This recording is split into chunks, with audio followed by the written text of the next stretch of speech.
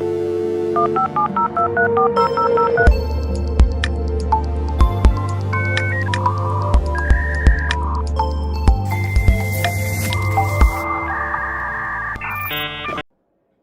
welcome to ITWeb TV. We are at the ITWeb Security Summit. This year is the 20th anniversary of the ITWeb Security Summit, and this ITWeb TV session is brought to you in partnership with Snowed.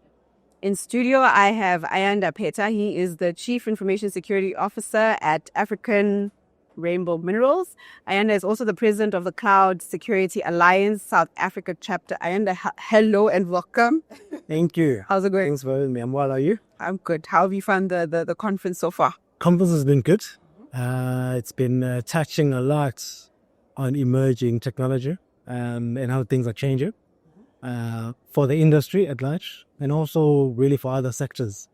How technology is influencing both other sectors directly, and changing business operating models. And how businesses drive value and how they bring services to their customers. So it's interesting times, and I think those times will remain so, for the next foreseeable future.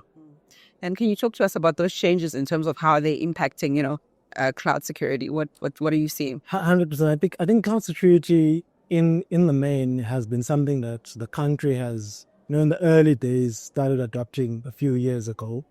And that adoption initially was very hesitant. People were not clear as to, what are you taking yourself into? Because traditionally we are all used to things being physically being trashed in the data center, etc. But now all of a sudden we are saying we are taking all of that, we are throwing it into the cloud. What cloud? Exactly. But the cloud still is a data center, So that hesitance has sort of evaporated now. I think there's been general acceptance that if we are to take on and experiment and really adopt these latest technologies that require serious power and serious, advanced physical servers, etc., we need to move to the cloud. We need to move to a common space where all of these physical servers that have got advanced capabilities are in place, right? And then we consume those services for the year. So that acceptance is now generated. It's all about now how do we then, make sure that everyone gets taken along from one sector to another, and more so in the mining sector as well. Oh, and then you say from one sector to the other. Where are you finding, cloud adoption is moving at a fast pace, for lack of a word? Yeah. I believe the financial sector, more so because the majority of the products or the services that they offer to their consumers is immediately client facing, and the efficiency and the productivity and the ensuring that the service is not disrupted or is not delayed to their consumers, and it's they adopt it quite in a quick turnaround time so that they can offer services to their clients is a big requirement for them, and therefore it's easier to bring up services in the cloud than maybe in the private space within the. And I suppose as consumers we feel it, like you say, we feel it the most, because once for example, your app is not working, you're like, what is happening? And then it's all it's not working. What's happening? Yeah. And in terms of if we're looking at some of the myths around, cloud security, what have you noticed? And, or if you can talk to us about the common missteps that, cloud security missteps that we're seeing or that you've observed among South African organizations. As I said initially, I think the myths initially were really around security. That if you take something to the cloud, security is inherently there, you don't have to do anything. But however, that was a misconception right at the beginning, because from the word go, the models of responsibility were defined from the word go when it comes to cloud. If you move something to the cloud, depending on which model that you apply, on which model that you consume, there's a certain responsibility matrix to it. Whether you are adopting a software as a service platform, or you're adopting a platform as a service, or you're doing infrastructure as a service. As a client and as a service provider, And those models require that there be a shared responsibility when it comes to cloud. So that misconception of everything is inherently secure, has now been, and I think initially it was because there was a lack of understanding. Yeah. But I think that understanding has permeated across. People sort of have got an understanding of what is are and how the cloud now works, and then they've accepted the dual responsibility between the provider and the client, right? With respect to missteps, things that are not being done correctly or were not being done correctly in the cloud, and in some cases still not being done correctly, is cloud security requires that you not only put the guardrails in place, but the different teams that spin up, or the different teams that develop stuff within the cloud environment, that they be cognizant of what are the security risks that they are introducing in the cloud, right? A basic thing like a misconfiguration of an application that's in the cloud presents quite a significant, security risk. More so, let's take the case of a financial institution. If a financial institution, check any of the financial institutions, most of them have got an app, a banking app, right? If you're introducing a new feature, and this feature resides in the cloud, and you as a developer was entrusted to ensure that you have the right controls, you have the right security things in place, you misconfigured. Yeah. You can only imagine, the blowback, that the potential impact, the potential reputational impact through that bank could be. So that's the one thing. The other thing is around cloud security strategy. Yeah. Then most organizations, right from the word go, they took a lax approach when it comes to the cloud security strategy. They said, we've got a strategy that we previously had that talks to security. Therefore, we'll retrofit the same strategy going to the cloud. And that can't be the same thing, right? There's no way. The cloud operates completely differently than on-prem environment, right? There, you need to understand what is the value, the business value you want to bring to the business. And how do you then define, a clear cloud strategy, clear cloud security strategy that will ensure that you protect them from in that new environment, right? And thirdly to that, I mean, with those misconfigurations, the cloud security strategy, the next thing is about the people. People assume that whatever I'm doing on-prem, I'll just transfer being able to do in the cloud. That is not the case. There's a new way of thinking that is required in the cloud. It is in most cases, there's also a new skill sets that are required, and that is one of the things that also drives the whole, I want to call it an outcry or talked about conversation about skill shortage. That skill shortage is driven by the fact that we are moving to modern technology. We are saying the old ways of working, we want to put them behind us. It speaks to that evolution that you mentioned as well. Correct. Let's go to the new ways of working. Let's take all of us along through that space. And within your organization, how, would you say, have you approached, cloud security, or has it evolved? How has it evolved over the years? So over the years, I mean, the mining sector in particular, generally, has been a space where, technology has been something that's been accepted. It needs to be there in order to enable the business. And only recently, maybe the past 5 years or so, where there's been a heightened level of seriousness that we need to take technology seriously as a key enabler and as a key driver in us, meeting our business needs and meeting our business requirements. So in my organization, we've done the same in the past 4 years, where we've said we are now going to move the business to the cloud. We're going to migrate to the cloud.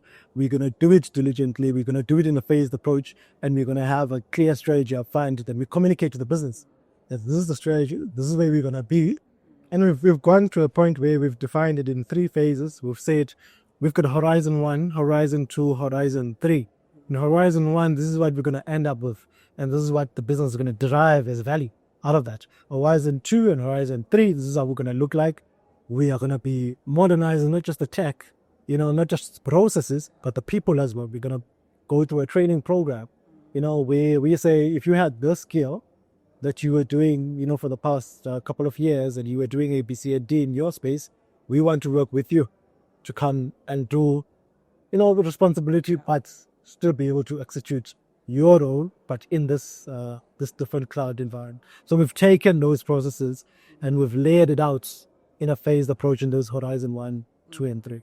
Yeah. And in terms of cloud related threats, what is African Rainbow Minerals currently focused on, or you as in your role as the Chief Information Security Officer? What's the focus now? Yeah. So from a cloud security, I think very key things. I mean, everyone is talking about ransomware, data exfiltration, but in the cloud space, critical and maybe top issue is around identities, right? How do you ensure that you correctly and securely manage your identities in the cloud? Because your identity becomes a single source of the truth now of what someone does when someone gets access to and someone is able to work in their role, right? So what we've said, okay, we're going to have a single digital identity. Okay. Where all of our assets, all of our services that we offer within the business from an IT perspective, and also our third parties and consultants that we work with. However, that life cycle of the identity, it is a key area of risk that we need to make sure that we manage, right? Multi-factor authentication, review of access and all those things, making sure that life cycle is actually managed correctly, key. And then also, in terms of data exfiltration, I mean, data is a quite big thing today. Yeah, it's got a legal liability, and I believe that our regulator is doing quite a lot to build capacity in order to be able to enforce, the requirements of FOPIA, and then be able to hold people liable and accountable. And I see that wave is going to come. Yeah. So we've ensured that FOPIA compliancy. But what do we have? Yeah. Are we doing all the right things? And we do that quite regularly when we assess ourselves both in the cloud and also across the group, from a process and also from a technology perspective. And if you're looking at just multi-cloud, would you say, does it complicate things further or simplify replicating more of the same? I think all businesses should consider multi-cloud strategies. And I think once you understand one landscape of a cloud or one cloud hyperscaler, you probably will have an easier understanding of the others, right? The key thing is what should be where, or what is best placed away. If you take a typical example, like if you are running an Oracle financial system, or you are running a SAP financial system, where do you best place the workloads of that system? Is it best placed in an Oracle cloud environment, or is it best placed on-prem? Is it best placed on a Microsoft Azure environment, for instance?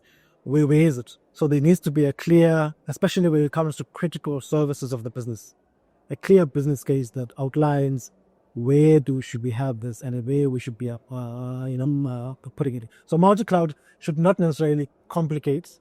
It will definitely bring in a different a layer when it comes to skill sets, because obviously now if you're working in different environments, you probably need different skill sets to be able to operate those environments both efficiently, productively, and also most importantly securely, right? So from a security perspective, it does bring the complexity, because now you must then monitor the whole space and be able to apply the same security policies wherever a workload resides within your environment.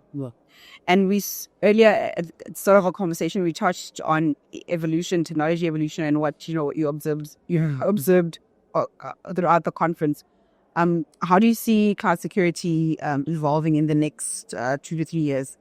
And if we can, maybe from your perspective, from your organization, what South African businesses are doing today, what are you seeing? Yeah, I think today South African businesses don't have a choice when it comes to the adoption of cloud. And I think I mentioned earlier that the technologies that we are looking to adopt have a huge demand on resources. And I believe there is no one organization that can provide that demand of resources solely, right? The drive and the way forward now is that we will need to consume those emerging technologies in a in a shared space Yeah. where the underlying resources are adequately provided for.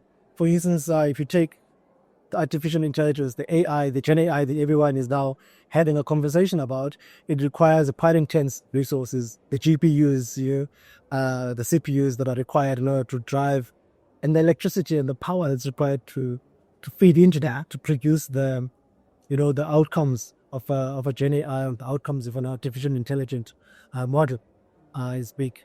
So everything, unfortunately, now is that it's going to sit on the cloud. Everything, there's a whole boom today, especially in the country, of data centers. And that boom is driven by that very fact that organizations are going to demand resources. And if we can pool those resources so that we can, at a whim, be able to take up a generative AI model that is advanced, without thinking about, where you're going to put it. So I think it's at a point where 2-3 years down the line, I think probably now cloud adoption is probably in the country sitting at about 60-70% probably. That is gonna, exponentially grow further from that. I know that 60-70% is probably sitting with bigger organizations, but I think also SMEs and medium-sized organizations will also have no choice. In fact, it will make more sense for them to jump into this cloud space. All right. And just to shift and Yes. we're going to shift to the Cloud Security Alliance, the South Africa chapter.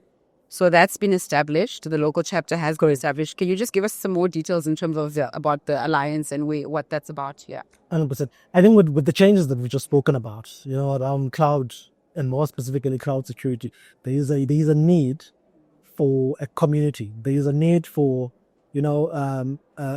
additional contribution to the country in terms of skill sets, in terms of ensuring that there is always a focus, not just on cloud, but the focus that focuses on cloud security. So what we are trying to do with the Cloud Security Alliance is to say, guys, technology is changing. Cloud will no longer be an option. Yeah. Cloud requires that there be people that are able to manage it. Cloud requires that cloud security in particular, we have a pool of resources to manage this whole demanding, and organizations to have access to and trains people to be skilled in the cloud security space. And the Cloud Security Alliance says, we are going to be the advocate. We want to be the advocate for the country. We want to say, as the country is moving digital, as we are moving towards the digital future for the country, from a government perspective, for instance, there's the National Data and Cloud Policy. As that policy takes foot, and gets adopted strongly by government organizations, by private sector, we want to say we are the champions, we are going to be the custodians to host and manage and ensure that the demand is also fed, not just from a tech perspective, but from a community that drives, scaling up, that drives this conversation, that drives research locally in the country. How do we feed into the knowledge base? How do we ensure that organizations that require information, we become, the space to have those discussions, and the space to share those lessons learned, those experiences. So we want to be the house. We want to be the carrier, parallel to the country modernizing, the country digitizing. We want to say, here's cloud security. We want to say, cloud security, we are here with you. Whatever you need, understanding, driving cloud security, we are the guys to support you on that. So we want to build that community for the country. And I think you've touched a bit on its importance, the alliance's importance. So who makes it? Who is it made up of? Yeah. So the industry, right? Cybersecurity professionals, organizations that have a shared commitment, to scaling up and to growing the cloud security space. Students that are interested in growing their careers or in upskilling in the cloud security space to be part of this. And we want to bring that community together and there be a shared thread where students get to learn, what are the professionals doing, and professionals within organizations get to then drive, correct best practices, when it comes to cloud security within your organization. So we want to manage and make sure that we are the driver of the thread, across, the professional landscape, from students to professionals to organizations, in bringing that all together. Sounds like the Alliance is going to be doing quite a lot of work. And thank you. We've run out of time. Thanks for your time. That was Ayanda Peta. He's the CISO, or the Chief Information Security Officer at African Rainbow Minerals. And he's also the president of the Cloud Security Alliance South Africa chapter. Thank you.